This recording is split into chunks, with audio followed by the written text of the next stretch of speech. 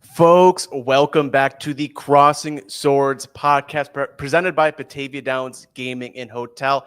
And we got some big things happening right now for Buffalo Sabres and big things happening here with @Mike_Bundt. Bunty, how are you feeling right now? Draft has happened. We're through the beginning stages of free agency. We're moving through July. How are you feeling right now? I'm feeling good. It's the middle of summer. Great holiday weekend.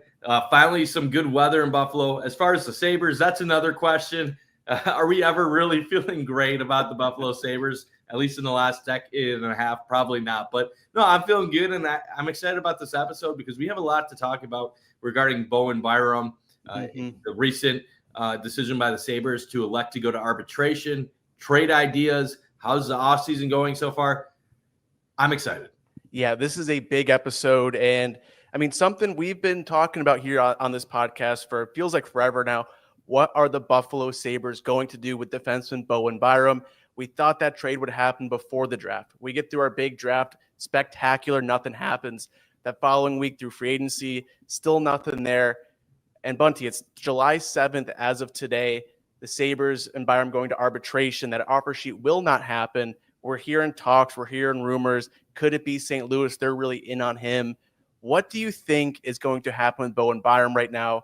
We are, at this point where are the Sabres going to sign him, bring him back for next season, or are they going to ship him off elsewhere and get that top six help that I think they desperately need? Yeah, it's going to be interesting. Before the offseason, it seemed like it was a sure thing that he was going to be traded. Now, if you ask me, is he going to be traded? I still believe he will be. I still think Byram will be gone before the season starts, but I'm a little less optimistic of that happening than I was before. What I've been struggling to get my head around is that one moment you hear 7-8 teams are inquiring about Byram, and then the next moment you get tweets like today where they say Kevin Adams thinks the market has been softer than what he anticipated. So what is it? Has it been softer? Or are there really a bunch of teams in on him? Because we keep hearing St. Louis, we hear about Vegas, we hear a little bit about San Jose. There's been a couple different teams that have been mentioned throughout the process. My thought process is this. Are teams trying to fleece Kevin Adams? Probably. But Kevin Adams would be crazy to just give him away for next to nothing. In this arbitration situation, it really doesn't change a lot from the Sabres' point of view. I saw some people on social media saying, oh, this is bad. This is like not good news. It doesn't really impact much really for them. Yes. All it means is that Byram can no longer get an offer sheet, which actually kind of helps out the Sabres. Now they don't have to worry about somebody just taking him for nothing. And then the second scenario now, since he's going to go to arbitration, you really don't have to worry about a holdout if you don't find a trade. If something doesn't work out, the arbitrator is going to come up with a number that Byram will have to accept. And then assuming the Sabres go forward with it, Byram will either decide to sign on for a year or two. And I think my thought process the whole time was if you could get a top six forward for Byram and maybe another piece or something, I would be okay with that. But if it was going to be picks and other futures and prospects, I wasn't really that intrigued about that. If Byram is paired with Dahlin, which we know he's good with Dahlin, and you have Power with Kesselring and Timmins with Samuelson, that's really not a bad defense group. And if you have him under contract for a couple of years, is that really the worst thing in the world? Probably not. Now, if you do get him under contract for a year or two and you have all that unspent cap money, that's kind of unfortunate. But as we'll probably discuss later in the show, internal cap, how many years can they deny it before we really just accept it is what it is? Like they can deny it, but we all know it exists. But especially after last year with that Skinner buyout, like that's where that conversation's there. And I think that's where a lot of people are frustrated now is, we're going through the beginning of free agency. You see that stat online that Kevin Adams has never spent $10 million total in free agency on one player. That's not just AAV. That's combined contract after all the years signed has not exceeded $10 million. I think the most was Connor Clifton just a few years ago, who was just shipped out. And Bunty, I think that's where, everyone wants that splash. I know we both kind of talked about when is that going to happen? Is that going to happen at this point? And it feels that we're just kind of in a game of limbo right now with Bowen Byram, where it feels like Adams wanted to make this move for that top six forward because it wouldn't make sense to move Peterka, who had, the year he had last year, taking that step, but not fully there. And he gets paid 7.7 in Utah, to not bring in that top six scoring help. We see like the point leaders on the side here. They need that extra help in that top six when you have a guy like Zucker up there, McLeod. Like, these guys should be on the Sabres third line. They're in that top 5 for Sabres points. And I think that's what I want to see back, and that's what a lot of people want to see back, is that top 6 return. We look at St. Louis here, Dylan Holloway, Jake Neighbors, kind of those big names. I think ones that are at least probable on that front. How do you feel about these St. Louis Blues rumors? Are there any guys here that stick out to you that you'd want to see in Buffalo? And I know the mock trade season is always the most, you'll see the dumbest things online of players that don't make any sense. We see all these untouchables for Eichel years ago, but at the end of the day, like, what could you see coming back to Buffalo in a trade to St. Louis? Because that kind of seems like most probable right now. Yeah, so I like all the names that you put here. Obviously, in my opinion, Dylan Holloway, that's the home run. Yes. Coming off the year, he just had 60-plus points, I think 27 goals. Young, was offer sheeted from Edmonton last summer. Holloway seems like the home run, but also seems kind of unrealistic without the Sabres adding some pieces to a deal. Jake Neighbors probably feels the most realistic at this point. And it's funny because if Jake Neighbors was on the Sabres and Buffalo was about to trade a guy like that, Sabres fans would be losing their minds right now. I'm not saying he's JJ Peterka, but like, you're talking about a guy that's like around, I think, 23 years old, who had 27 goals 2 years ago, 23 goals last year. So you're talking about a guy with a combined 49 goals the last 2 years versus Peterka, who had a combined 55. So both obviously great goal scorers. Neighbors with a lot of potential. Not the best point totals, but definitely a contributor. Some metrics don't love him, but I always kind of have some issues with Sabres fans when they talk about metrics, because there's a lot of players on the Sabres that don't have metrics that we fall in love with and say they're going to be something. And then to just automatically say, oh, when they leave, you look at a Neighbors, like situations and a lot of that other stuff factor in. Broberg is good. I believe another one of the defensemen that were offer sheeted by St. Louis from Edmonton. Young, but if you're going to trade a guy like Byram, why are you going to give up a good, talented young defenseman? I don't know if that makes the most sense. I guess maybe you see something more in Byram. And then Snuggerud, that's kind of the guy people have been throwing in because they believe that the Blues don't want to throw in Holloway or Neighbors, and that they maybe need to get somebody a little bit less NHL experience out there. All 4 of these names are good, and if you could package them with somebody else, would be really intriguing to me. I know people have brought up Justin Falk. They brought up Parayko. If one of those guys would be willing to waive their no trade clause and pair with the Neighbors with the Sabres helping the Blues out with the cap situation, that's home run, because then you just replaced Byram in your lineup and you added somebody for a top 6 forward. You have all the cap room in the world. If you're a Sabres fan in that situation, you're like, okay, this is how we get the most complete team possible at this point, because there's not going to be any magical free agent signing to this point that's going to improve things. And it doesn't look like they're really willing to trade anybody else at the moment outside of Byram to try to make something happen. So really that's what you kind of have to hope for if you're a Sabres fan. Somehow you get a top 6 forward and that St. Louis dumps a defenseman that is eating up cap just to create some space. 100%. And I mean, we look at even here for the goal totals last year, the only guy, I mean, Peterka's not on this list. I took him off just because we won't see him next year. But you see, Byram had 7 goals. I think a lot of, concerns fans have are, we see some of these guys at the top of this list. Thompson, 44, he should be a 40-goal guy every year as long as he stays healthy. Tuck at 36, if he can hit that number again, that would be great. But after that, if Zucker can get 20 goals, Norris had 21 last year, McLeod had 20. The Sabres are really banking on these, middle 6 guys to not take any sort of step back in that regard.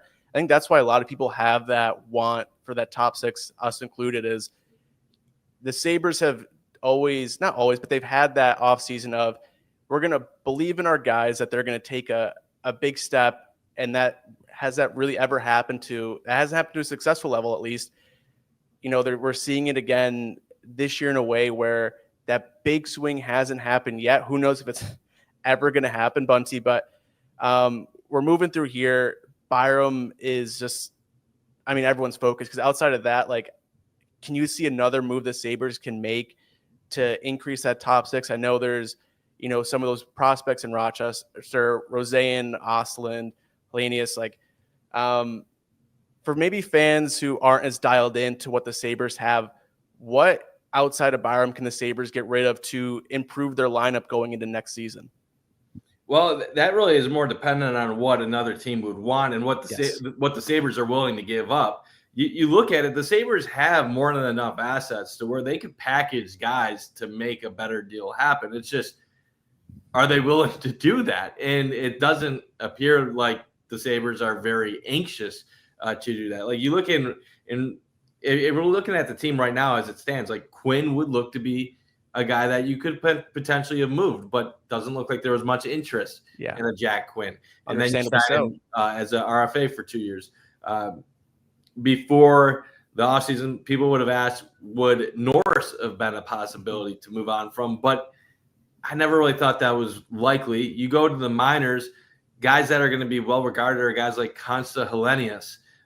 You could maybe talk someone into a Noah Ostlund, but the years of Roseanne being a trade target, like, the guy's getting older now. He's not some 19, 20-year-old kid anymore. You're talking about he has to show that he can play at the NHL level. That's not somebody that teams are going to instantly want to take on as an extra prospect. So there's some guys they can obviously pair up and throw in, but it really just depends on what the Blues would have interest in. Definitely. And, we can get back to Byram in a second. And I think, we're a couple, I guess, weeks now into the offseason. Obviously, things happened before July 1st, as we can see. The Sabres announced Alex on the line before that official start date. Here's some of the Sabres additions they've had so far. You had the JJ Peterka deal, bring in Michael Kesselring, Josh Stone. They ship out Connor Clifton, bring in Connor Timmins, and then they sign Justin Danforth for the fourth line and goaltender Alex Lyon.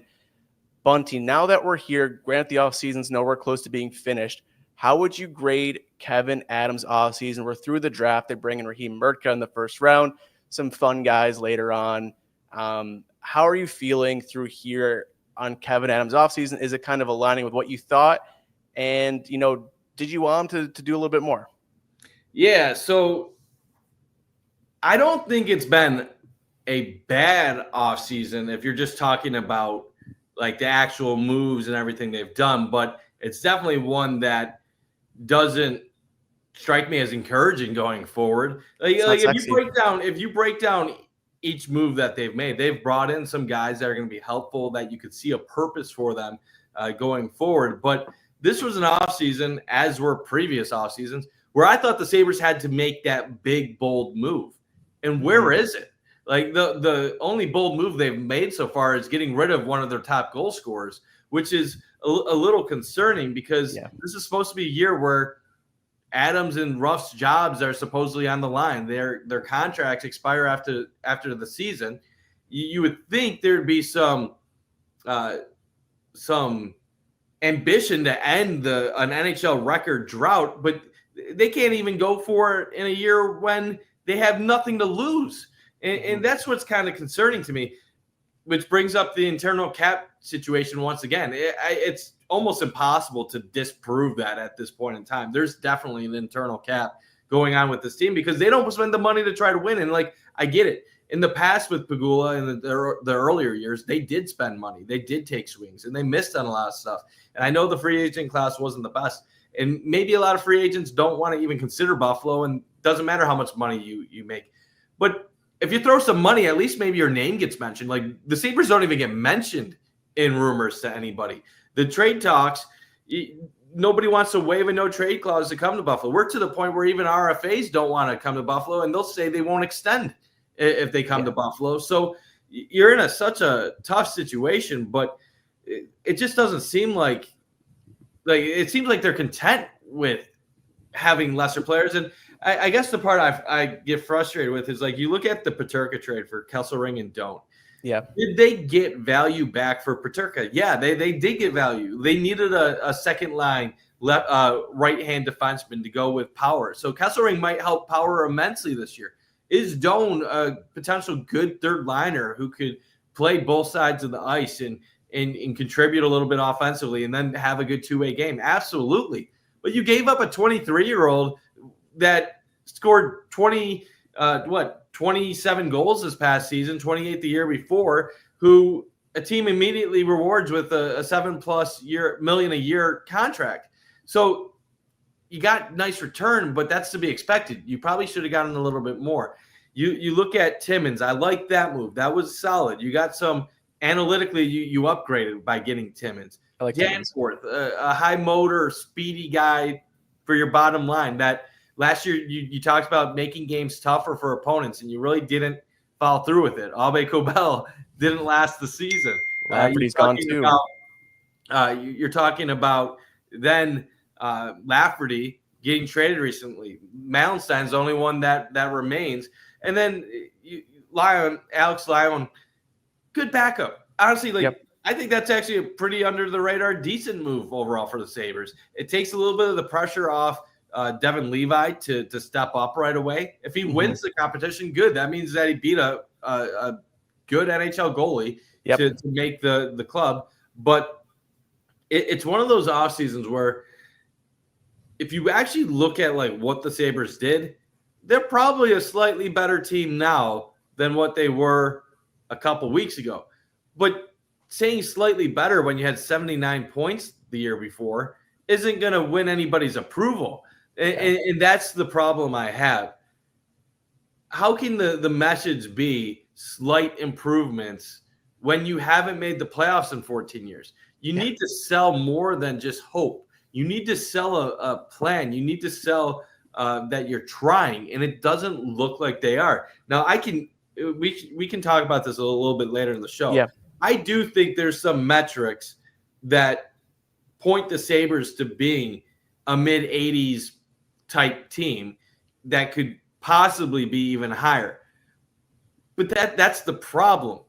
If the metrics Fresh said it's going to happen. If the metrics are saying they're could possibly be a mid-80s team and maybe better, you're saying, yeah, we're going to miss it for 15 straight years. So this trade needs to either get immense value back, or they're just accepting another season of falling short.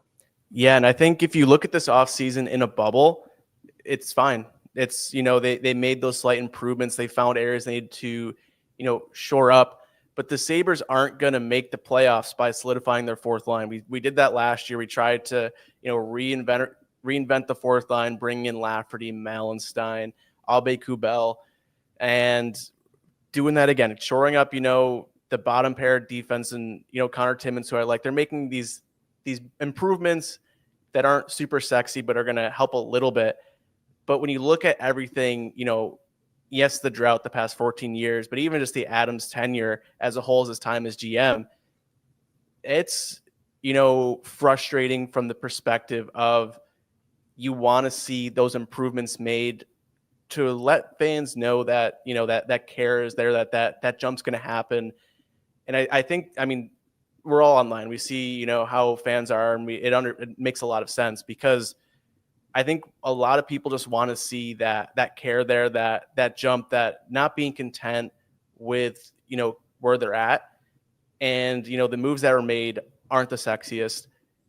But I agree with you, Bunty. They are going to make the Sabres better there.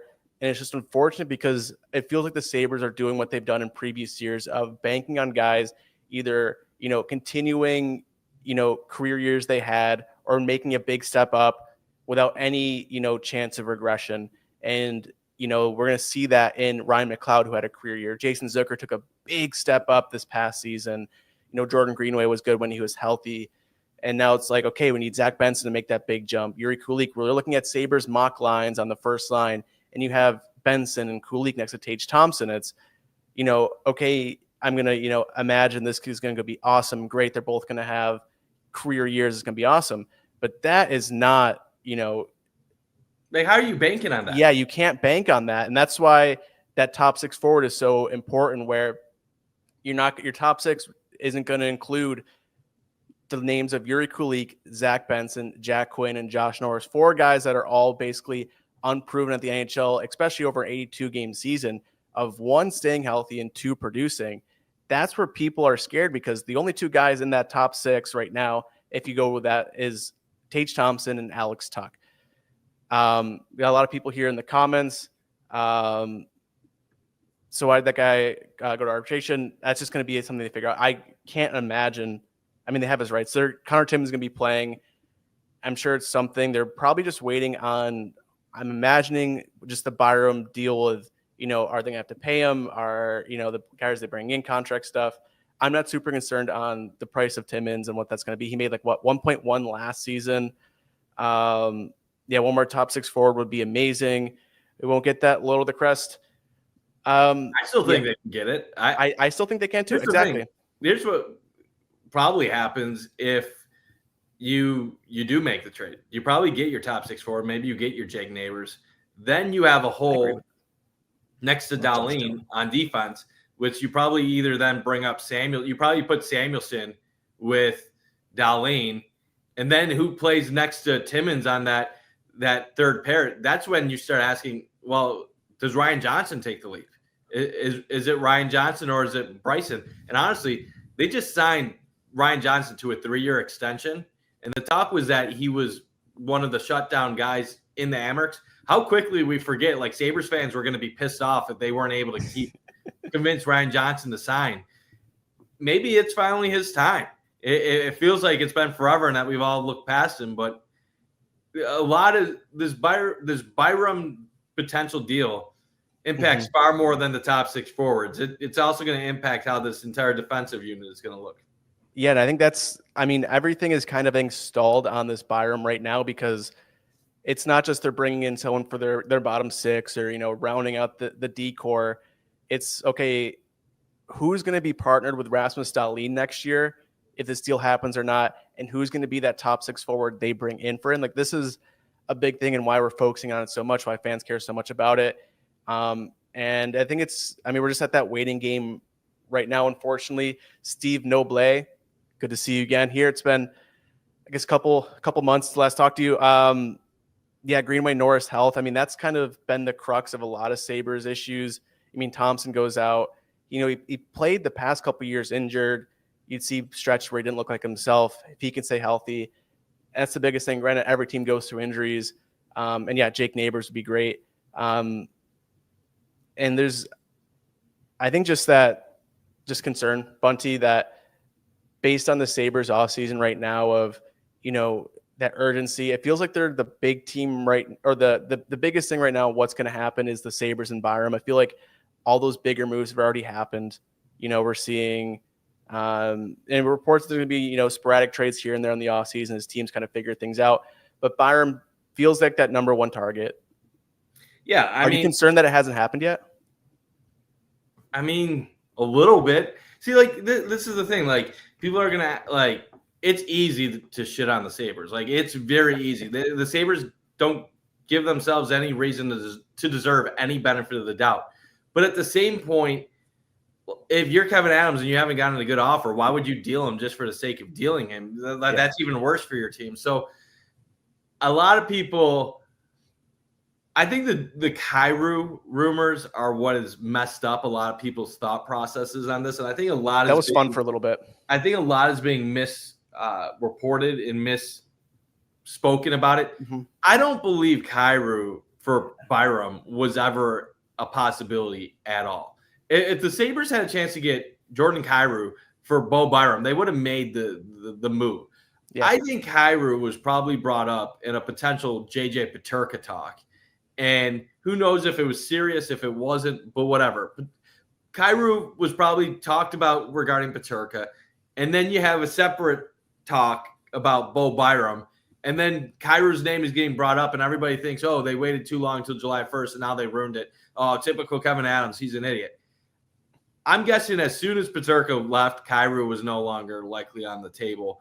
And then that's when we've pivoted to Dylan Holloway, Jake Neighbors, and some of these Broberg and some of these other names. Seems like, as I said earlier, that Holloway is going to be too much. That really that sweet spot is probably talking about a guy like Neighbors or Broberg, who would be perfectly fine returns, in my opinion, based on what they did last year. But this is the thing. When Adams was talking about at a couple days after, what was it, maybe a day after free agency, he was talking about trying to get a top 6 forward and a defenseman. So I don't think Adams is looking to just get Neighbors, if that's the case, or if Neighbors is even being presented. I think he's trying to get more. And when you think about the situation, this is the part that really is the interesting thing and trading thing to me about all this. Sabres fans, a lot of them are divided on if Byram is good or if he's bad. And the people that don't care about analytics, they look at his point totals, his plus minus, and playing with Dahlin, top line minutes, all that stuff. And they'll be like, he's a good player. Then the metrics people will be like, well, he capitalizes off of Dahlin, and when he's not with Dahlin, he struggles. But they never take into account like he's playing with shitty defensemen when he's not with Dahlin. So that also is a big reason why his numbers drop as much too. But it shows he can't really elevate people like what a top pair defenseman probably should do. But then you factor in the contract, what he wants. He's looking for at least $9 million a year, and he's looking to be a top pair defenseman. And in this open market, he might get $7-8 million. Now in arbitration, it's probably closer to $5-6.5 million on a short-term deal. Because he wants 2 years, they'll get him to UFA. Yeah, so if Byram is what he thinks he is, and that's a $9 million top pair defenseman, well, then it's honestly crazy for a team like St. Louis to think, let's just get like a low-level like player and a high prospect. Like, that's ridiculous. If Byram is truly a $9 million a year guy, top pair defenseman, and say St. Louis is going to give him a $9 million a year contract for like 4 or 5 years or whatever it is, it has to be Neighbors and somebody else in that scenario. But this is where the disconnect. Everybody looks at the metrics and they say, well, he's not that good. Well, if he's not that good, then why do 7 or 8 teams have interest in him? And it's because they do think that he has that ability to be that good. It's just a lot of them are just associating him with the Sabres and basically saying maybe he's just putting up weird numbers because he's in Buffalo, and if he's in our system, he'll be good. But you can't just lowball the Sabres if you believe that. Like, Kevin Adams would be ridiculous to just give him away for nothing. So you're in this situation where if you're Kevin Adams and you're a Sabres, until you get that offer that you want, just take what the arbitration says and play him with Dahlin in whatever. If he's unhappy, he's unhappy. But you're probably going to save a lot of money in that scenario, which helps the internal cap. And then at the same point, if he plays great, you could trade him some point during the regular season. Maybe you're winning, and then he doesn't want to leave. Who knows? Like, there's a lot of different factors. 2 years is a lot of time.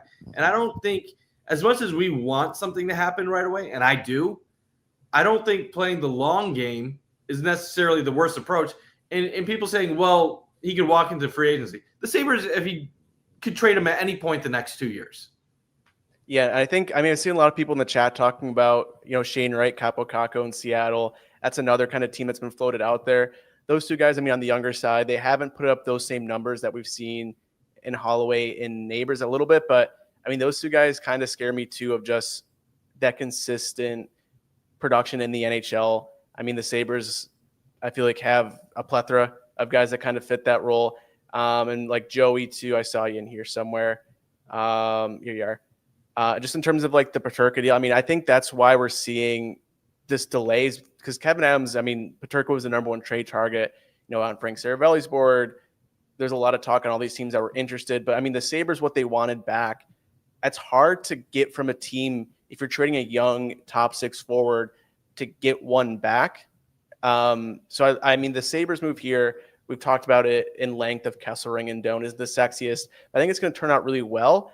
And now the Sabres have this glaring hole of that top 6 forward. Now they need to try to fill that in some capacity. And they kind of shot themselves in the foot in a little bit with the way these trades went down. I know I was under the assumption that this Byram deal is going to be set in stone, happened before the Peterka one, that, if one of those 2 trades is going to happen, it's going to be the Byram deal. But we're still waiting on that. Just kind of popping through some more comments here. Bunty, I like what you talked to of like, Byram, when he was with Dahlin, was good, serviceable. If it's Byram plus, I mean, we have guys there. There's a log jam of forwards. Are you going to hang on to him forever? That's kind of, I guess, the big question mark now.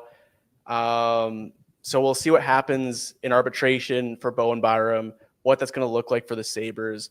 But yeah, I think the Sabres lineup, I saw someone comment as well. What's that going to look like without Byram? I think we're in such a great spot that you could throw literally anybody with Rasmus Dahlin and they're going to have a career year.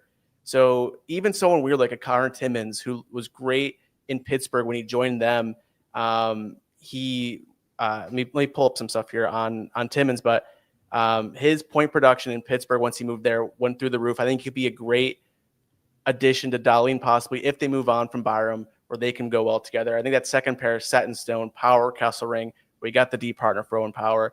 Then you have Samuelson, you got Ben, Bryson, Johnson. Hopefully they can bring in someone else to kind of fill that void a little bit more on the third pair. That's not the biggest deal in the world to me, Bunty. But I guess we're going through a couple more comments. Steve Noble. So he's going to arbitration, but so try Doan, Tatum preseason. I like Josh Doan. I think is going to be such a fun addition to this team. He's a guy I've been talking about online. I think you can see him throughout the lineup to fill plug holes when need be. There's going to be injuries to go from there. But Bunty, we've talked about Byram, what's going to happen there. Kevin Adams offseason. There's a couple question marks on this team right now on guys who might have to prove it this year that, they've maybe given some pieces, given another chance. Do you have a guy on this roster that you're going to look at closely, like, okay, this is going to be your kind of last shot at this big role, either on this team, in this position, kind of going into next season? I mean, if you're saying last shot in this role, like that's Jack Quinn. 100%, yeah. He's the only guy I could say last shot to. There's or just even a mindset of, maybe this guy isn't what I thought. A lot of players I'm intrigued by on the Sabres this year. So, I'm intrigued by Zach Benson and Yuri Kulik. What are they going to bring to the table? Everybody talks about you lose Peterka. How do you replace his goal scoring? And they ignore the fact that the Sabres were 10th in the NHL in goal scoring last year. The problem for the Sabres wasn't putting the puck in the back of the net. It was holding on to leads. It was keeping the puck out of their own net. And we had a segment where during draft night, we were talking about the Sabres need to start doing the right things. Yes. And that's playing hockey a certain way that leads to better results. And so many fans are fixated on the stats and certain things. I want players that play hockey smart. So when I look at what they've put together right now, I believe their forward group and their defense group has guys that are going to be a little bit more defensively responsible, which will help them out in their own zone. But how much is that going to impact their offensive production? Did they lose a ton of offensive production? At the end of the day, the only thing you've lost right now is really JJ Peterka. Yep. And then defensively, you're essentially the same as what you were before. You lost Connor Clifton, big like whoop-de-doo. So I hear people saying this team is getting so much worse, and I don't really get that point of view. I made a post about they look like an 80 to a 90 point team. If they struggle, they'll be around 80. If they do well, they'll be around 90. And people are more like 70 to 80. I don't quite get some of this. The Sabres have averaged 85 points a year the last 3 years. Now they're going in the wrong direction. They went from 91 to 84 to 79, but they had 79 points last year with a 13-game losing streak factor, which is crazy. And people are well, they always have something like that. Not the year before when they had 84 points. They didn't have a winning streak or a losing streak more than 3 or 4 games the entire season. And then the 91-point season, they obviously had a lot of ups and downs like a roller coaster. I think what's intriguing to me is people are how are they going to pick up that production that they lost from Peterka? And then I keep thinking to myself, well, you have a guy by the name of Josh Norris who played 3 games for you last year that had a 30-goal season in the past. 2 points. And then people are saying, well, he's never healthy. I am not one of these guys that says just because you've been hurt a few times in the past, you're going to be hurt the rest of your career. And I know there's some analytics guys that keep pointing out, oh, he's never healthy. Sometimes injuries are luck. In anybody that played sports, sometimes it's just luck. And if all the injuries are connected to each other, like the same things keep happening, okay, then I'd be like, okay, you're probably broken. But from all of what's been reported, what Norris had happened to him in Buffalo last year was unrelated due to the previous longer injuries. So Byram had concussion issues until he played 82 games in the Buffalo last year. So I'm tired of some of these, like, oh, he's never going to play. Watch Norris play 70 games next year, score 30 goals, and then we're going to be laughing about all that talk. So who knows? I'm not going to say that's going to happen, but I think Norris can make up some of the production. Then you look at Quinn. He was coming off an Achilles injury the year before, and as we've seen with football players, that obviously has an impact on your game. And his rookie year, he had 14 goals and 37 points. Last year, 15 goals and 39 points. Needs to improve defensively, but who's to say Quinn can't take a step up and be a 20-goal, 45, 50-point player with better line mates? Who's to say that Benson can't make a jump from around 30 points to 40 points? Kulich is going to be playing on the power play. He already showed goal scoring potential. Who's to say Kulich can't be a 20-goal scorer in Buffalo this upcoming year? And I know a lot of this is all based on hope and can guys step up, but this feels like a different hope than what was going on with Cousins, Peterka, and Quinn. With Cousins and Peterka and Quinn, it was these guys are 21, 22, 23 years old, and we're going to instantly give them second-line minutes. No accountability for defensive lapses, stupid plays, stupid turnovers. We're going to give these guys contract. Well, not contract, but with Cousins' point of view, a contract. We're going to give these guys more power than what anybody should have at that age, and we're going to rely on them. And they weren't ready for that responsibility, and it killed them. They should have been guys with better veteran line mates or playing on the third line. They rushed them. I don't think they're depending on Benson and Kulich to be what the kid line was. If you're pairing Kulich with Thompson, you're pairing a youngster with the best player on your team in the hopes that the best player in your team is going to elevate him and get a level of production. The same thing with Benson. Cousins, Quinn, Peterka, what's one thing they all have in common? None of them play defense. None of them play defense. We don't have that issue with Benson. So even if Benson's struggling to put the points on the board and the puck in the back of the net, you know he's going to be going to do the tough things to help out his teammates either way. Like, he's going to go in the corner on the forecheck. He's going to make responsible plays. He's going to help you in your own zone. So Benson, I don't really feel that whole, well, he's going to hurt you on the ice. Kulich, I think they're going to give him a line mate that's going to help him out at times. And then Quinn, he's the guy where you really say, well, prove it to me, or else you're not playing in the Sabres in a few years from now. And you're going to be considered a bust, and you're never going to make good money. So I know people are saying, like, it feels like it's a youth movement all over again. This feels like a little bit different youth movement. And then you look defensively by giving Power Kesselring, by adding Timmins, you really have shored up overall, like, better metric guys on your defense. And then even at goalie, like, do I love hoping UPL takes a step back counting in that? No, I don't love it. But is it Alex Lyon? Yeah. Even with Alex Lyon, like, not great, but better than anything that Devin Levi's been the last 3 years. Yep. And what was the problem with Reimer? We saw Reimer at the end of the year. You have a goalie like that in net, you can actually win some games with an average goalie. The Sabres haven't had much of that. They've had Craig Anderson. They've had these older goalies that show it for small sample sizes, but you can't roll with them. Alex Lyon is young enough. He could play 40-plus games. If UPL just comes out of the gate and stinks, Alex Lyon could be your starting goalie if you need it to be. He got Florida all the way through 2 years ago. He carried kind of that team into the postseason. So I look at it like this. Realistically, if you ask me, where is this team right now? I'm saying 85 points. Now, if you get Jake Neighbors and Justin Falk, maybe I'm turning that to like 88 points. Maybe I go to 89 points, and I get myself to like feel that way. Now, they could still be 79 points. They could still be 80 points. They could still be awful. But a lot of people dismiss this, but they were on a 91-point pace the first 20-plus games of the season. go on a 13-game losing streak, and then the last half of the season they were on a 90-point pace. Now I know there's no expectations the last half of the season, but those are large sample sizes.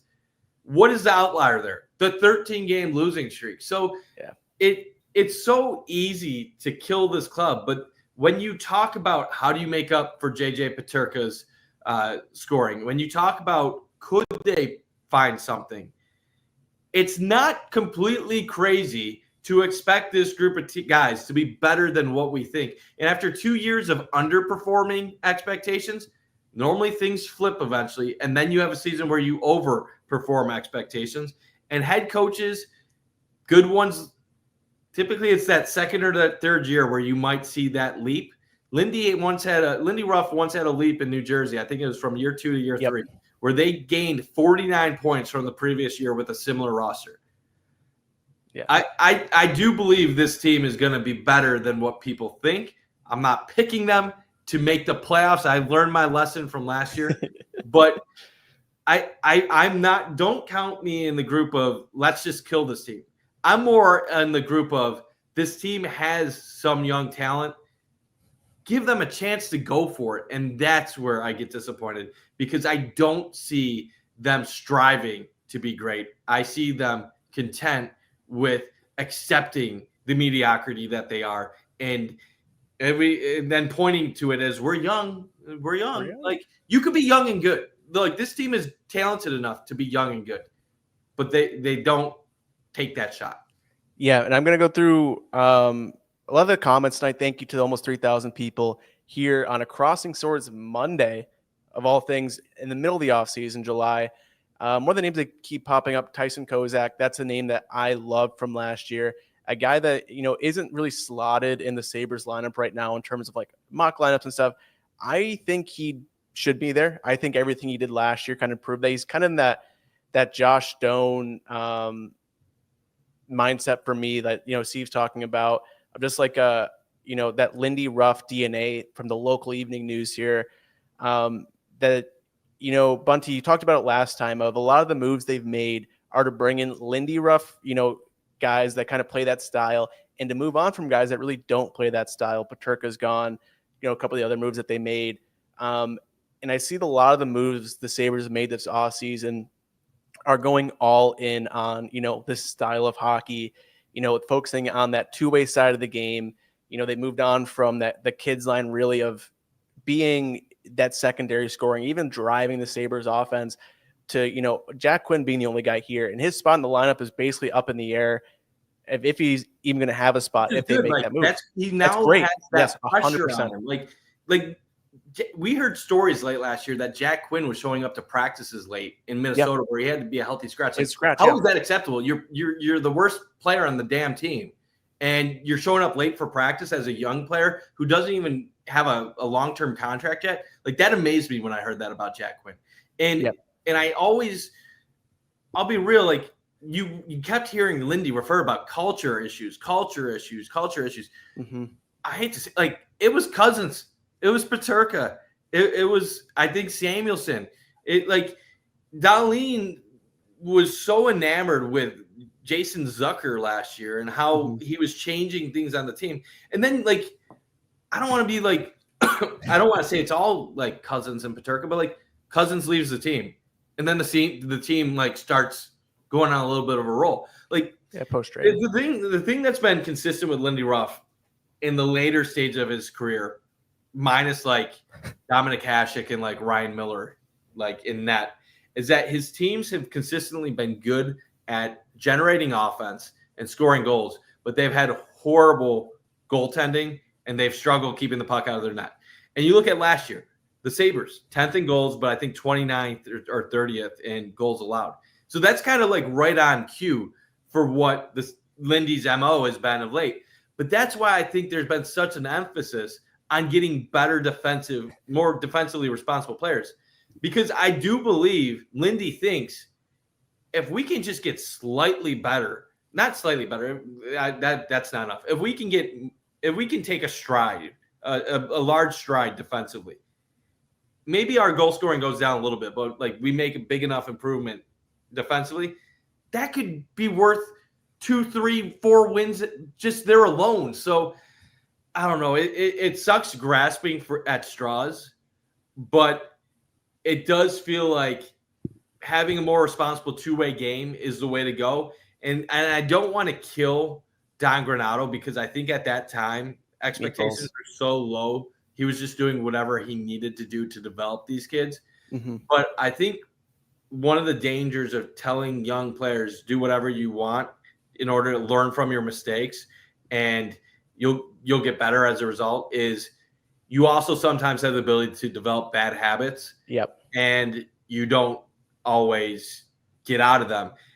And we saw Dylan Cousins peak early. We saw a lot of these other players have high level seasons early, but what have they done since when they've been asked to do other things? They haven't been able to show it. So I think in some ways Granato was the right coach for maximizing what they could early in their development, but these players have shown they're limited when it shows to what they can actually do in their games. And that's what I don't it's so tough because like Kruger was right before Granato and Kruger was the exact opposite where he's killing his players' potential by not putting them in situations to succeed, not letting them play freely. So it's like I need some middle ground. I need some more of like we have a system in place. We got to play close to within the system. I'll give you some flexibility like this way, that way, like depending on what your skill level is, what your role is. But like we can't just have guys playing loosey-goosey, but you can't just have this whole tight-knit group. It's finding that middle ground, and it's tough because like you think of how many blown leads the Sabres had last year. How many times 2-goal lead in the second period, stupid turnover, leads to odd man break, and then odd man rush, and then next thing you know, it's a 1-goal game, and then they blow it in a period later. I do think they need some more discipline. I do think they need more playing within the system. I think good teams, they know how to play as a team. And I don't think the Sabres have a lot of players that play within the team structure very well. And I think that's the reason, at least speaking for myself, Bunty, why, it's not just a hope and pray that guys are going to take a step in their progression next year. I think a lot of the issues we've seen in guys is, they've had skill, but they haven't had maybe the stuff off the ice or, systems wise, they weren't as good as they should be or didn't focus on it. And I think this year we're going to see that improvement get there. I thought Yuri Kulik was great in that Sabre system. He's a young kid. You throw him on the first line, playing next to Tage Thompson, Zach Benson for a bit. They had Peterka there. They kind of rotated guys in that left spot. But he was a guy that I thought played surprisingly well at both ends of the ice as a first-line center, young kid that's going to take that step. I saw a couple of comments here too of just, Jack Quinn improved after Cousins left. Steve Noble, like he was a guy that I think his last 14, 15 games was a point per game. He had that good stretch of like 9 points in 5 games. This could be a thing too where we see guys, in that prove it year. UPL, another example, 2 years ago, he wasn't the starter. He was the third goalie to start the year. He had Levi and Anderson, and then UPL. He had that adversity, took the reins and was gone. Last year was his net, took that step back. This year, I think he improved defensively as well. That's going to help him out. And you're going to see that progression take place. And I think too, like Richard, appreciate you commented all night too. Like, their own zone. I mean, the Gatesy, Winmore, lots more diehard fans at home would be sick of me talking about. The Sabres were bad, especially to start the year there. Like Bunty, I'm sure you remember those conversations online of like every single game was like Owen Power cannot tie up in front of the net. They had the press conference. It was either him, I think I might have one of the coaches that said, he was never taught how to tie up in front of the net being in the NHL, which is crazy. We saw him improve a lot defensively last year. I think that step is going to be there next year. You add Michael Kesselring alongside him. This team is going to improve in not a lot of sexy areas, but areas that are going to help this team win games in the long run. Do you have any kind of final thoughts on, that stuff? Any other like Byram stuff, on the back of your mind that you think are going to really help the Sabres, in this offseason and also going into next year? Yeah, I mean, at the end of the day, it doesn't matter what we say about the Sabres in the middle of July. They have to go out and prove it. They know that everyone thinks they're not good and that they're going to have another year where they miss the playoffs and that they're full of bottom line guys. And this isn't to pick on this point here where Joseph says because the Sabres are full of third and fourth liners. I know Joseph for being here too. That's just not true. Like, and that's something that I get bothered by when I hear people talk about the Sabres. If all the Sabres players are third and fourth liners, you wouldn't hear about them being successful when they go on other teams. They're not all bottom liners. They're not all bad. That's why this it's different eras too of that. Yeah. I think Eichel, Reinhart, O'Reilly. Like that was a weak team. Like that was a top heavy team. These teams are not as bottom weak as what those teams were. Like those teams were basically Eichel, Reinhart, and then you would throw in a couple players that they traded for, like O'Reilly or Kane and Skinner, like random guys like that. And then Taylor Hall later on. But this Sabres team, see, like this is what I struggle with. Tage Thompson is one of the best goal scorers in the entire NHL. No one's telling me he's a third liner, like, or that he's not a top liner. Tage Thompson could score 50+ goals if he was on a good enough team. Like Tage Thompson could score 50 to 60, in my opinion. Like he has that type of ability. Rasmus Dahlin is a top 5 defenseman in the NHL. And honestly, if he was on a better team, Dahlin could be what any of these top defensemen are in the NHL. You could mention him next to Makar and all the other ones. If you put Dahlin on a team like Vegas, or you put him on a team like Florida, Dahlin would be an 80+ point guy, no doubt about it. Tuck, you're talking about a guy that now has 2 seasons where I think he scored over 35 goals. He's classic power forward type game, gritty, and score too. Like Tuck is a great, like those are 3 very good players on any team in the NHL. Tuck and where you go Zucker, McLeod, that's where you get more interesting. Like those guys probably are third liners, but they're middle 6. You can move them from second line, third line. And if you want to say they're third line, fine. They're really good third liners if you want to call them third liners. Then you go to even further down the line. Like Norris is not a third liner. Norris is a second liner as well. Now, he probably shouldn't be a first line center, but he's a good second line player.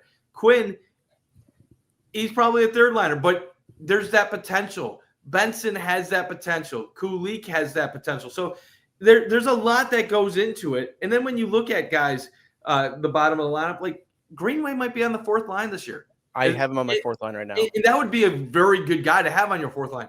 We all make fun of Peyton Krebs for early in his career, trying to be tough, but he's actually like turned into a nice 4th line center, like a guy that has his little niche spot.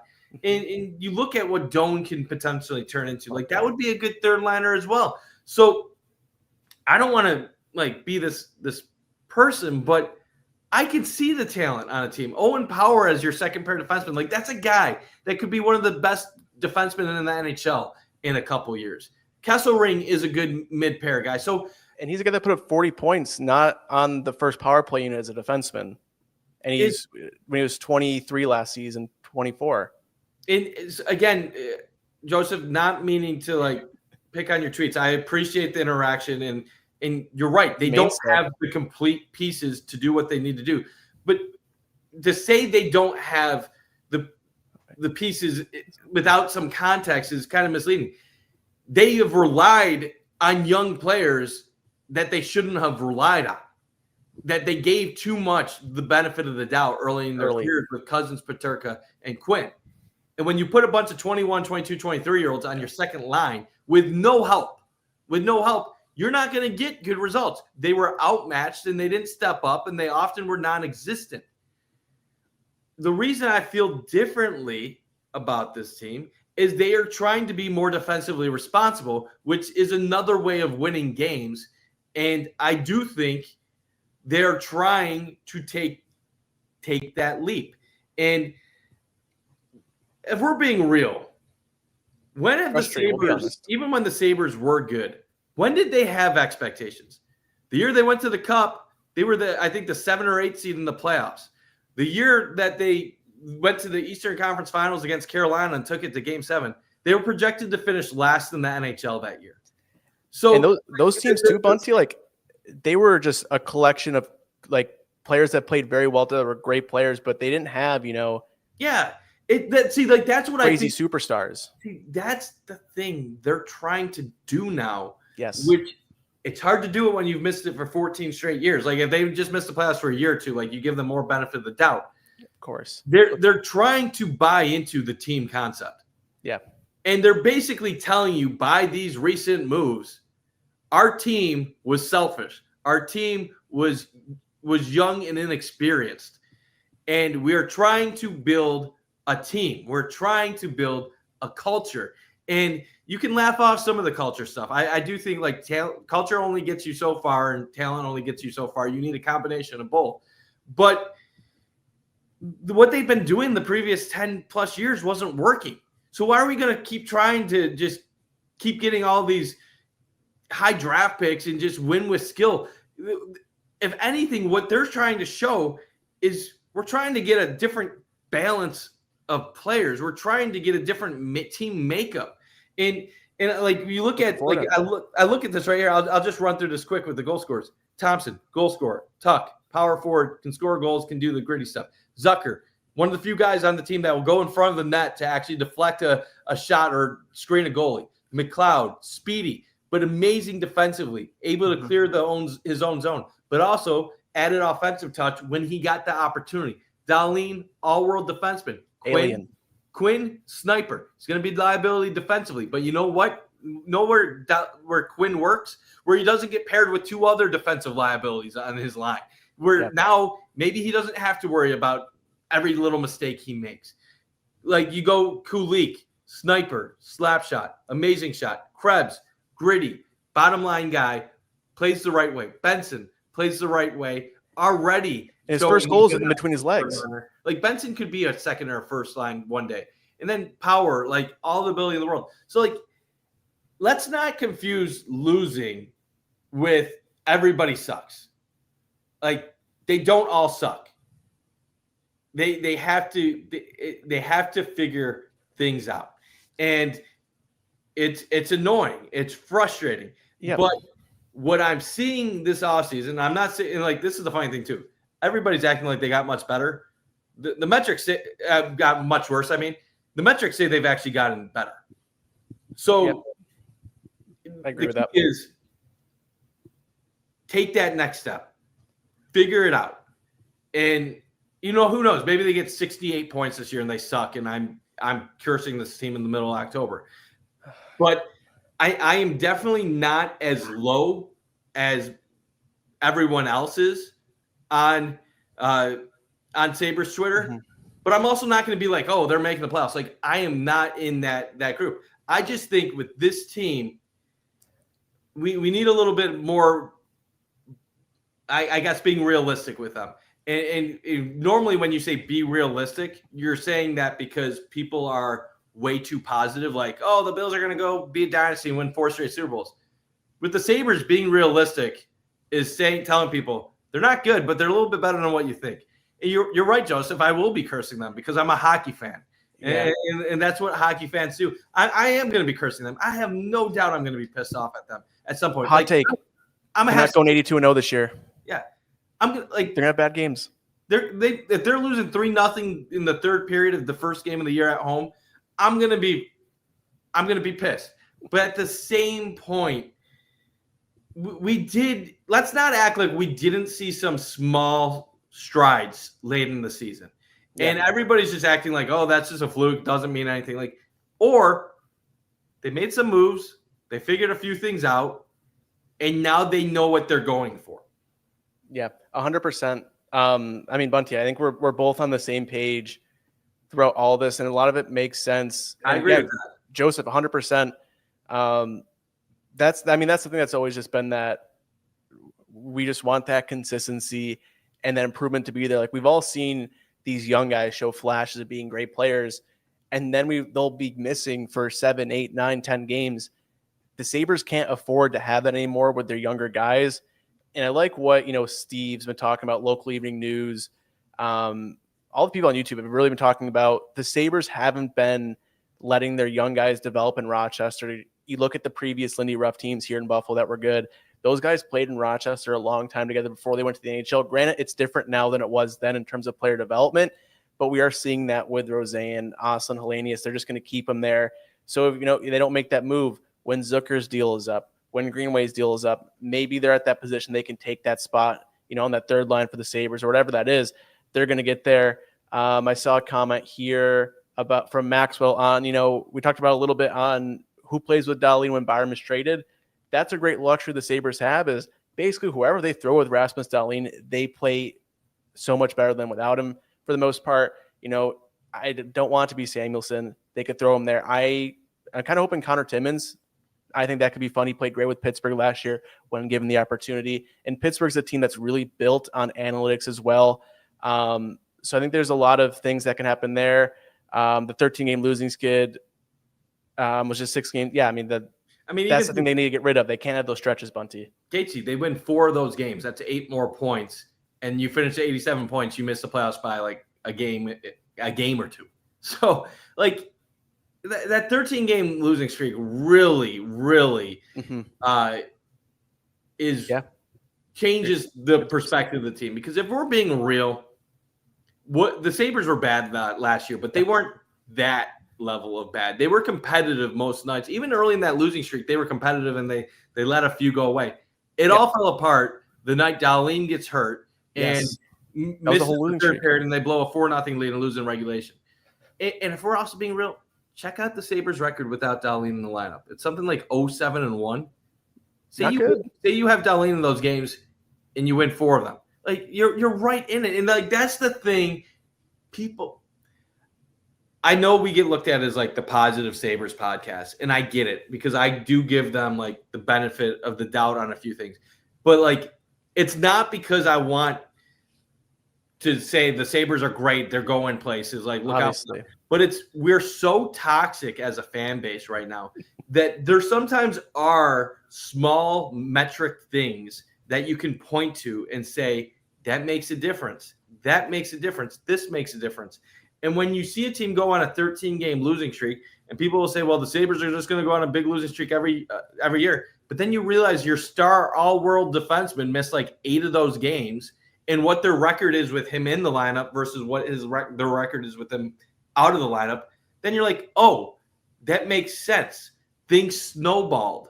Things got out of control. You have a young team where you're relying on young players who aren't accountable, aren't ready to face the burden, take the burden of all this, and nobody is doing what's needed to get themselves out of it until it's too late and everything's destroyed. I look back at that and I just keep thinking that is when Lindy Ruff knew this team needed changes, because you would see it he saw it every day. We don't see what's going on in practice. We don't see what these players are doing when they're late at night, if they're home in a family setting or out partying. Like I'm not alluding to anybody particular, but of course there's things they see that management and coaching sees. And a lot of people now, the talk is going to be, are the Sabres going to waste Dahlin and Tage, and are they going to want out? And I'm afraid of that being a real possibility if they have another horrible season, and that would suck. And I hope we don't get to that point. But at some point too, even if they do want out, the Sabres are going to have to play hardball at some point and be like, tough luck. We're not trading you, Rasmus Dahlin. Like, I'll be real. If I was running the Sabres, I don't know if I would have traded Jack Eichel. Oh, like I might have just been like, you know what? I know you want out. What are you going to do? You going to hold out? It's a crazy what if. You're going to hold out. You're not going to play anymore. Like the same thing. Like if Dahlin never said I want out, I'll be like, sorry. Like no, I'm chaining myself to the KeyBank Center. You don't want to play anymore. You're not going to play. You're going to hold out. Okay. Well, I think that might be the difference too. I'm telling myself, Bunty, between this core and that core of, the late, like 2018 to 2020, like that group there, the Reinhart, Eichel, O'Reilly's. I'm just telling myself that, not to saying the other group didn't, but this group, they want to be the ones that end the drought. You hear the things Dahlin says, that Thompson says, that, there's more core guys say they're leaning on guys like Zucker, these veteran guys that have been there, done that. Like, I'm telling myself, I'm believing it, that they're going to do what they can to be that change, because you look at a guy like Dahlin, who's been here since 2018. He's really like the only guy that's been here that knows what Buffalo's like when the Bills were starting to get to that next level, how the city rallied around them from going on that 17-year playoff drought. Like, I really, truly believe that, that's something that is there in that room of wanting to be that change. 100%. And the thing too is, like, I'm not saying this like to punish Dahlin. Like, obviously there's this thought, if you're outspoken, you're verbal, and you're annoying, you'll get what you want, because nobody wants a cancer on their team. True. I don't know if Dahlin is that type of guy where he's going to put a public display and whine and be a crybaby. And this is where I'm at. Your team hasn't made the playoffs in 14 years. The whole thing with Eichel, it got beyond fixing. He wanted out, and then he came back for another year, and then he got hurt, and then you don't give him the surgery. And what were you going to do at that point? There was a lot of risk and stuff involved. Dahlin, like, as much as, like, I hate to say this, but like, I feel like he'd be more proper in handling himself. And maybe even if he did want out, the fact of it is, we've learned over the years, you're not going to get your value back. You're not going to get your value back. You're going to get draft picks. You're going to get other prospects. You're going to get other things that are not guaranteed to make you considerably better. You got to just hold on. Like, so, like, I know fans are afraid of Dahlin and Thompson. What's going to happen? If I'm the Sabres, I'm playing hardball. They both signed 8-year contracts. Yeah. Like, 100%. They're my future. I'm not getting rid of either of them in the next 2 years. They like, minimum, both of them are on the team the next 2 years if I'm the one running the organization. I don't even care. Like, if he wants to go back and play hockey in Sweden, go play in Sweden. Like, have your hockey career be irrelevant in North America in that. For all I care. Yeah, I'm not even going to imagine that. I love Dahlin. I'm not saying this, like, I'm not saying Dahlin would ever do this. This is all number one Dahlin hater, Mike Bundt. No, I love Rasmus Dahlin. So I hope nobody actually is like saying like this as like I like type of situation with Dahlin. I hope it never gets there.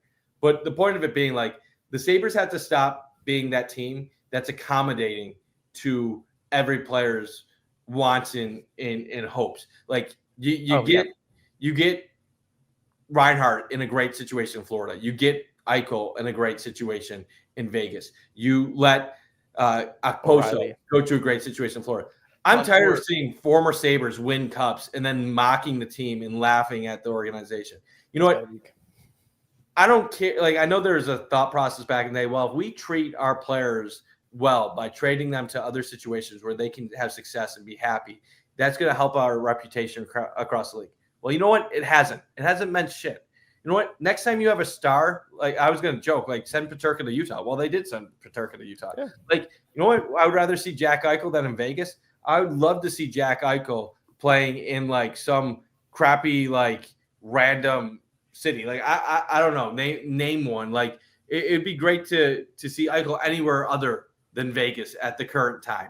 Like Ottawa, like Jack Eichel in Ottawa would be funny to me. I know Ottawa, like, just had a good season, but, like, sending him there would have been great. Like, sending Reinhart to, like, the New York Islanders would have been great. Like, send them to these other destinations where, like, they're miserable. So I don't know. I'm just having a good time right now. But. Yeah, and it's a good point too. Of, I mean, that's just kind of been the nature of things, and I do believe that what we saw in that previous core blowing up, being sent places, having that success, is the total opposite of what we're seeing now. We see guys like Middlestat be moved, Cousins, and all talk is, oh, they're going to have career years. They're going to do all these great things. They're going to win the cup right after. They haven't taken that step. I do believe that the players they're moving on from now are for different reasons than they're moving on from the O'Reillys, the Eichels, the Reinhardts. 100%. It's a totally different situation. And the thing that kills the Sabres the most in terms of just, talk and vibes is everything that's happened the past 2 decades. I mean, you go back to Drew and Breer, all that stuff. It's the same. But if you put your blinders on, you look at it in a bubble, and just it's tough. Like, we watched this team 82 games a night a year over the past 14 years and been nothing but heartbreak. Some fun moments in there, obviously, but it's hard to not look at it in a bubble. But when you look at it this year, you look at the additions, the little improvements there. Yes, we want that top six forward in, but like we said, those improvements are there, that they're going to be better than they were last year. The offseason is not done yet. There's still, things that can happen. The Byram deal is obviously first and foremost. Maxwell asking the hard-hitting questions. Folks at home, the over 4,000 people that have tuned in tonight to the Crossing Swords podcast presented by Batavia Downs Gaming Hotel. How would you want to see the goalies getting broken down in terms of games played? I can hop in first if you want to think a little bit. My number one thing is, but you go ahead first. If UPL doesn't hit 40 games, like, that is major red flags, like concern of the wheels have fallen off of Luukkonen. I want him to take the reins and run like he did. I want Alex Lyon. He's 32. He's not Craig Anderson, who was like 60 years old when he was playing here. But I want the focus to be on Luukkonen to get those games in, to take the net back, because if they don't, there's a ton of question marks about this season. If Luukkonen, the season he had 2 years ago, I don't think those numbers are an insane loft after what he did last year. Those changes have to be made to his game that we've talked about extensively, just slowing things down, not being as aggressive. But if he can just be better than he was last year, get to 40 games, stay healthy, knock on wood, and just take the net back, that's all I want. I mean, if Levi, like, he's not really in my thought process of games. If Levi's getting a lot of games, I'm concerned. That means we have an injury or the wheels have fallen off in Buffalo. What do you think, Bunty?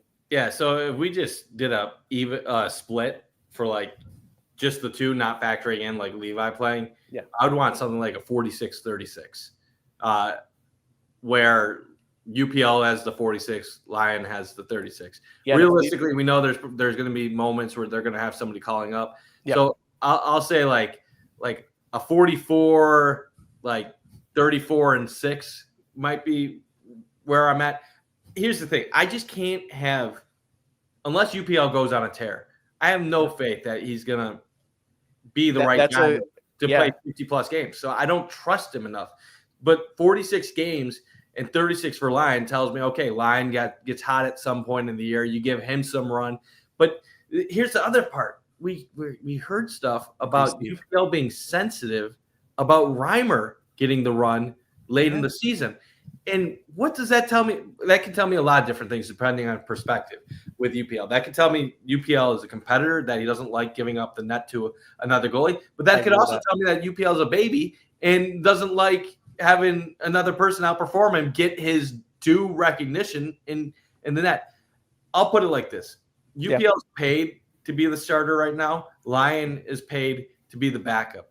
But the Sabres are not in a position where they can just give that net to either person.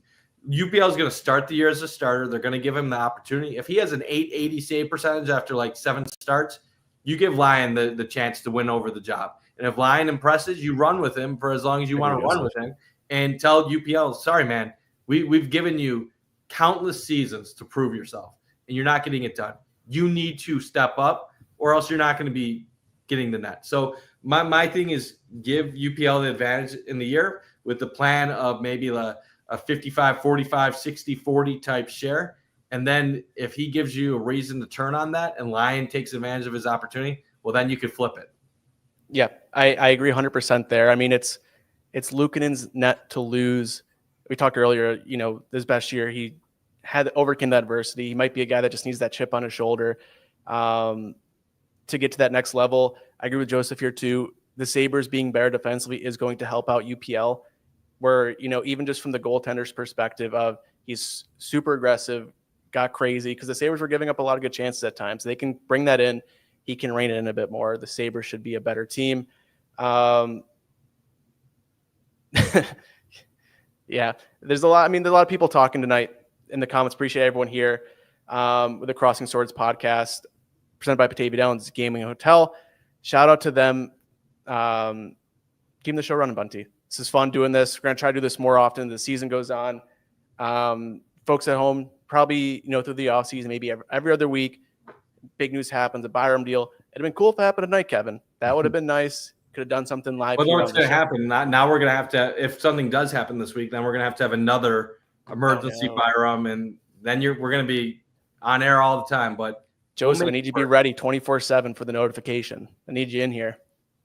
I hear you, man. And I just got to shout out the fan positivity on here is Kevin Adams therapy. You know what? Maybe it is therapy for Kevin Adams. And if it is, like, that's fine. Picking a team to have 85 points is fan positivity and living in Saberland, then, like, I don't know. Like, I don't know what to tell you, because, like, 85 points ain't that positive. 85 points is just picking them to finish what they've averaged with the last do the same thing 3 seasons. Like this is the crazy thing. I'll end it with this. Yeah, Gatesy. 3 seasons ago, the Sabres had 91 points. 85 points would have been 6 points below that. 2 seasons ago, the Sabres had 84 points. 85 points would have been 1 point more than that. Then this past season, 79 points. 85 is 6 more than that. Where is, like, 85 seeming like crazy talk? Like, I don't get where, like, you say 85 points and people are like, oh my God, you're so positive. Like, oh, so I'm picking them to extend their NHL record long playoff drought, and I'm too positive. Like, so, like, I love it. Local evening news. Like, I love the interaction, but that's what I laugh about. It's like we're basically here admitting, like, yeah, we're gonna miss the playoffs again, and yet we're still too positive, which just tells you the state of the Buffalo Sabres. And also, Bunty, too, like, my thought process on it, I'm going to be objective. I'm going to, see things how they are. And at least I'm going to say what I believe, obviously. Like, I'm not just going to spew bullshit. But at the end of the day, we're watching a team we've watched forever that, I'd rather see this team do well than not. I'm going to, put my hand up and say the Sabres doing well is great, because I like watching this team do well. It's great for the city of Buffalo. Like, the amount of old clips I've seen posted from Sabres Classic on Twitter of just the mayhem in that arena, in the 90s, early 2000s, everything up until, obviously recent years. Even the Sabre Metrics posted the prospect game from 2015, so 2016. It was like 17,000 people there to watch a development scrimmage where, you have Eichel, Reinhart, and like Evan Rodriguez and some crazy names on the lineup chart. Like, the Sabres doing well is going to bring that back. And I don't think there's anything we want more than to see the city of Buffalo love the Sabres again. 100%, man. And I lived those. Like, so, like, yeah. I grew up wondering what was it like watching the Bills in the Super Bowls in the 90s, because I was only alive for 3 of them and I was a baby and a toddler. And so I have no memories of that. So most of my Bills growing up from, like, the age of, like, 9 to, like, 26, 27 was missing the playoffs in the record drought. And I remember posting on Facebook in, like, 2016, am I ever going to see the Bills in the playoffs? And, like, boy, has a lot changed in the last, it happened quick, like, too. 9 years. And it happened really quick. And that's kind of how I feel with the Sabres sometimes. Like, I lived those years in the late 90s. I don't remember the Eastern Conference Finals run against Washington, but, like, I remember the run to the Stanley Cup Finals. I was old enough to, like, know what I was watching. I was in elementary school, but, like, I enjoyed watching Michael Pekka and Dominic Hasek, Alexei Zhitnik, and all of them go to the Cup. They were even good in the years after that. Like, they had another chance to make a run a couple years later, and then unfortunately blew a 3-2 series lead over Pittsburgh with probably the worst goal Dominic Hasek allowed in his career to end Game 7 in overtime against Darius Kasparaitis. But even, like, the Briere Drury days, like, that's what everybody always talks to. But, like, the city lit up for those teams. Like, that was – the Sabres were more relevant than the Bills in Buffalo during that time. And it's crazy telling that to people that are all about Josh Allen and everything. The Sabres, not in the beginning of it, because they kind of came out of nowhere, but that was what made it such an explosive, fun time. The Sabres were a team with no expectations, coming out of an NHL strike where the season was canceled on a 3-year playoff drought, which was then the Sabres' record playoff drought at that time. Now you can multiply that times 5. But nobody was high on hockey. The Sabres didn't even have a television contract entering the 05-06 season because Empire Sports Network went down. So it took a couple games into the season for MSG to exist. They didn't start the season amazing. They were pretty average. And then, like, December, January, they got hot, and they just carried it the rest of the year. even in the first round against Philadelphia, they were picked by most people to lose. They were picked by people to lose against Ottawa in the second round, and they got within 20 minutes of going to the Stanley Cup. And then the next year they did it again. And then unfortunately ownership screwed them over by letting players walk. But like this city was insane, Gatesy. Like you wouldn't like they were making out like medallions that you could go to Wilson Farms. I still have a couple on my desk here. I'll see if I can find them. I think my cat knocked them down, but like, it was magical, man. I collected the to feel what that feels like. And I'll say this. Yeah. The Bills, I am Bills before Sabres. Like that's I love the Bills are my number one and the Sabres are my number two. I know for you it's probably reversed. But like I'm obviously obsessive about both. Obviously. Nothing in my Bills fandom has ever gotten to the point of what the Sabres were in 05, 06, and 06, 07. Nothing during my entire Bills fandom has ever gotten to that point because we really thought we were going to win a cup. In the Bills, there's always that Kansas City over your shoulder like question. Yeah. So if the Sabres ever got to that point where they were relevant again, I was at that game. Yeah. Double overtime, Danny Breer game winner. The Campbell hit. Like you've probably seen it. Like that was in front of me. Like unreal, man. Like this city, dude, it'd be like something you've never seen before. Yeah. And speaking of things, Bunty, you've never seen before. We got some great stuff on the Trainwreck Sports Etsy. I'm going to try to do this on the fly for folks at home. We got this. I'm going to make it a little bigger so everyone can see, but we have, this Trainwreck hat. We have some dad hats. We have shirts. We have Crossing Swords stuff. We have Pay the Bills merch items. Use code CSPOD at checkout. That is CSPOD at checkout for 10% off. Also helps out myself and Bunt just a little bit. But Bunty, we're kind of closing things up here. Do you have any final thoughts on this is offseason ahead? Like it's July 7th as of right now, 8:52 p.m. Eastern Standard Time. We're still waiting on Bowen Byram. But for fans who maybe don't follow the Sabres closely or, maybe that do you have kind of any closing thoughts to go in this offseason? Yeah. It's easy to hate this team. Like you don't need to try. And groupthink on Twitter is toxic. It kills this team. And I'm not saying to love the team. I'm not saying to like believe in them or say they're going to be a playoff team. All I would ask is there's clearly a new vision in place than what they've had for a very long time. And it's much different approach. And I do think, I'm not saying Adams deserves the benefit of the doubt because he doesn't. He's been here for now going on 6 years. But Lindy Ruff coming back as a head coach deserves an opportunity to build a team in his vision. And that's the only way you'll know if his vision has a chance at succeeding or not. So while I'm not saying to believe in them, I'd say maybe before you grill them or hate them, try to see what they're trying to do because I can kind of can feel I can see what they're doing and it makes sense to me. And I guess as far as the rest of the offseason, not much is going to go down. The only other thing that's going to happen is this Byram trade. We'll have a reaction podcast about it at that point in time regarding whatever they get in return. And then it's going to be quiet until the regular season and the preseason. And then it'll be fun times, hopefully, at that point going forward. So basically, we just have to wait out the Byram trade, and then it's going to be quiet times for the next couple months. Yeah, and shout out Richard, long podcast night. You should have saw the draft spectacular. We were going for 3 hours, Bunty, at least. Appreciate everyone tuning in tonight. A ton of comments. Make our life fun. Make this, I like having this go back and forth. Bunty, were you ever able to go to the odd? Never was taken there. I was a little bit too late for that. My first games were around 98, I think. So a couple years after, but that's fair. I wish, but unfortunately not. Yeah, I hear all the stories from my dad on what that was like there, and like we said earlier, we want that feeling to come back. Appreciate Richard, Steve, local evening news, Joseph, ton of names here. I don't have time to scroll through all of them. But appreciate you guys commenting throughout the night, going back and forth because we're all in this together. This drought's 14 years. We're moving through it, and I'm just kind of reiterate what Bunty said.